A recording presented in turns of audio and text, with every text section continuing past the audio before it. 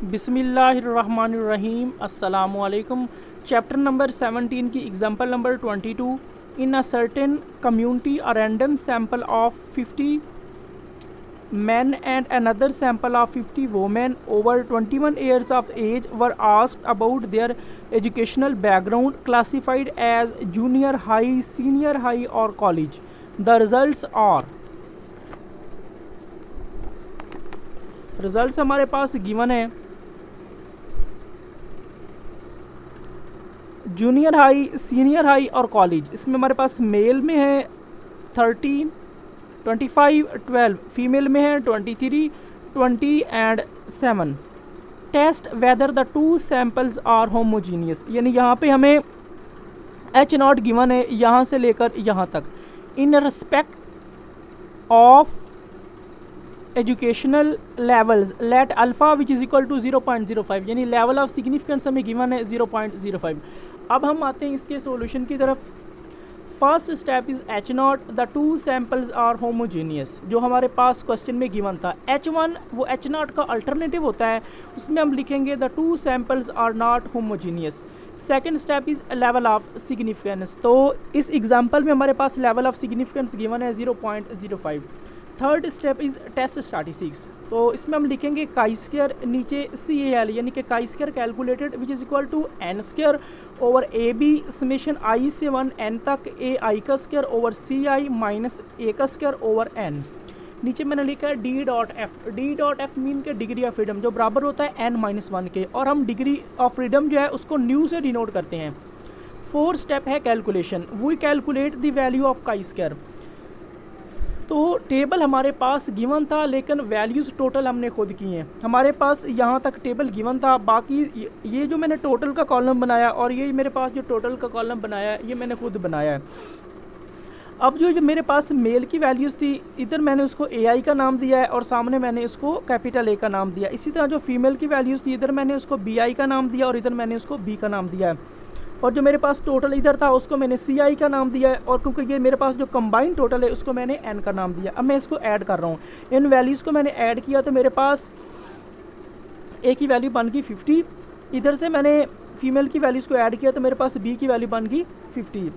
High junior की values को मैंने इधर ऐड किया तो मेरे पास 36 बन गई। सीनियर हाई की वैल्यू 45, इसी तरह कॉलेज की वैल्यू 90, और ये मेरे पास रो में टोटल CI की वैल्यूज़ है। और ये मेरे पास n की जो वैल्यूज़ है, अगर मैं इधर से भी ऐड करूं और इधर से भी ऐड करूं तो वो मेरे पास बन जाती है 100। अब हम आते हैं इस क्वेश्चन के नेक्स्ट स्टेप की तरफ। नेक्स्ट मैंने लिखा है काई square calculated n square over AB summation i से 1 n तक AI का square over CI minus A का स्क्वायर ओवर n, यानी कि मैंने इस फार्मूला में जो हमें टेस्ट स्टैटिस्टिक्स में हमने लिखा था उसमें वैल्यूज़ पुट करनी है। यह लिखा हुआ है कैपिटल N, तो मैं आपको कैलकुलेशन से स्टेप बाय स्टेप दिखा के वैल्यूज़ की पुटिंग करूंगा। कैपिटल N की मेरे पास वैल्यू है 100, तो मैंने लिख दिया यहाँ पे 100। ऊपर स्क्वायर था तो यहाँ पे मैंने लगा दिया स्क्वायर। इधर लिखा हुआ है A फार्मूला में, तो मेरे पास A की वैल्यू है 50। उसके बाद साथ में लिखा हुआ है B, तो B की हमारे पास वैल्यू आई है, वो भी आई है 50। अब नेक्स्ट स्टेप को आपने गौर से समझना। ये लिखा हुआ है समेशन i से 1 n तक। i से 1 n तक से मुराद है कि आपके पास AI में जितनी भी वैल्यूज़ आ रही हैं वो स्टेप बाय स्टेप आपने लिखनी है। इधर लिखा हुआ है AI का स्क्वायर, नीचे लिखा हुआ है CI, यानी कि जो हमारे पास A की वैल्यूज़ है उसका हमने स्क्वायर लेके लिखना है। अब मैं आपको लेके आता हूँ AI की तरफ। ये मेरे पास AI की वैल्यूज़ है और ये n तक है। n से मुराद है कि जितनी आपके पास टोटल वैल्यूज़ हैं उतने तक ये हैं। अब जो फर्स्ट वैल्यू है AI की उसमें मैं लिखूँगा 13, यानी कि समेशन i से 1, यानी कि मैं उसकी A1 की वैल्यूज़ लिख रहा हूँ जो मेरे पास 30 बन रही है।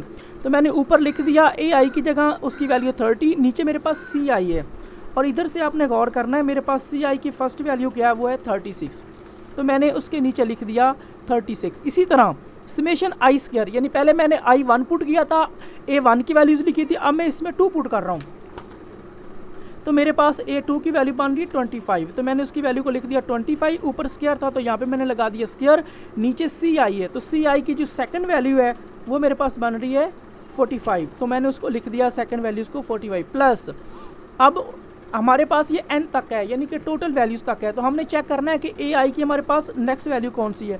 वो वैल्यू मेरे पास 12 है, तो मैंने यहाँ पे लिख दिया 12, इधर स्क्वायर था तो यहाँ पे मैंने स्क्वायर लगा दिया।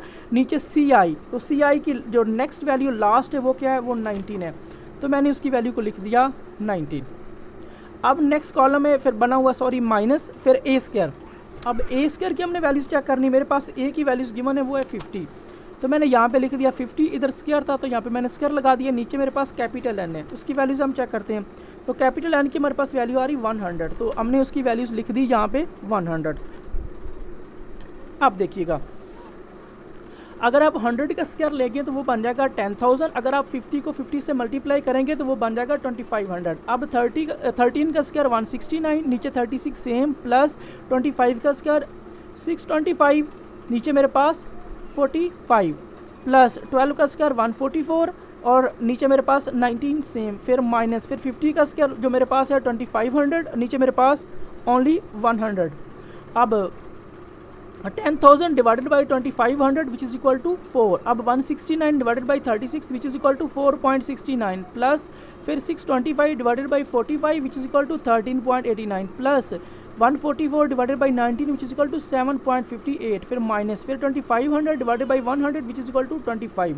अब 4 सेम, तो इन 4 वैल्यूज़ को इन 3 वैल्यूज़ को मैंने ऐड किया तो मेरे पास इसकी वैल्यू आ गई 26.16, साथ में है -25। अब 4 सेम, 26.16 में से मैंने माइनस किया 25 को, तो मेरे पास इसकी वैल्यू आ गई 1.16। 4 मल्टीप्लाई बाई 1.16,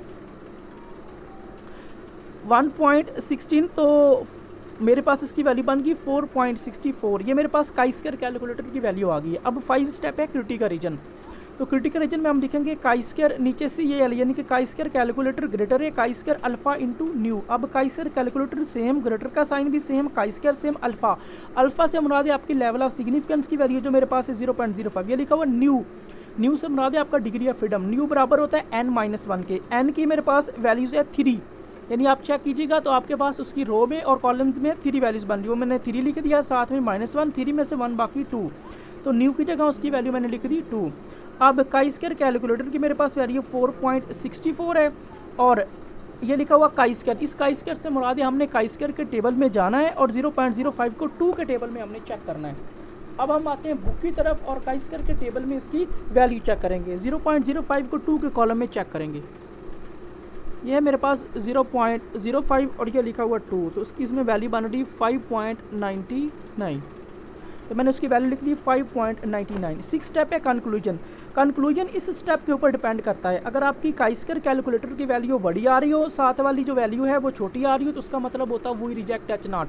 लेकिन अगर काई स्क्वायर कैलकुलेटर की वैल्यू छोटी आ रही हो और साथ वाली वैल्यू बड़ी आ रही है तो उसका मतलब होता है वी एक्सेप्ट एच नॉट। अब हमारी काई स्क्वायर कैलकुलेटर की वैल्यू छोटी है जबकि जो साथ वाली वैल्यू वो बड़ी है, तो इसका मतलब है we accept H naught. 6 step conclusion, so we accept H naught. हम एच नॉट को एक्सेप्ट करते हैं, उसकी मैंने रीज़न भी बताई है। Because the value of chi square calculator, मेरे पास जो काई स्क्वायर कैलकुलेटर की वैल्यू आई है is less than chi square alpha into nu, वो chi square alpha into new की इस वैल्यू से छोटी आई है, जिसकी वजह से हम इसको एक्सेप्ट करते हैं।